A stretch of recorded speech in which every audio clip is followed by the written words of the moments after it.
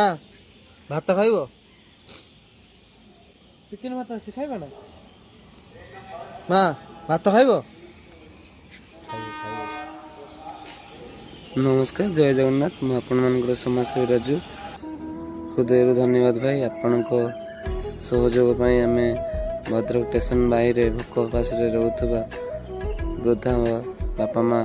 पाखापाखि 50-60 जन भाया रोच मुहर खुशी देवार प्रयास जारी रखिपार राति प्राय 12टा पाखापाखि होगा तथापि जितेबाला आम खबर पाइलु कि किसी खाइबा भाई आमको देवे आम से भद्रक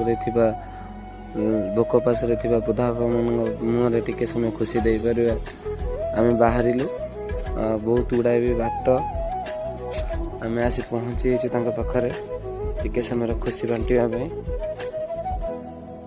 जय जगन्नाथ बहुत खुशी लगुच एम सहित किसी समय बिताई किए जानी बंधु आम ये दुनिया रे केते दिन अतिथि जितिक दिन रहा समस्त को भल पाइबा खुशी बांटा और समस्त भल पाइबा आशा रे समय बिताई दबा जय जगन्नाथ।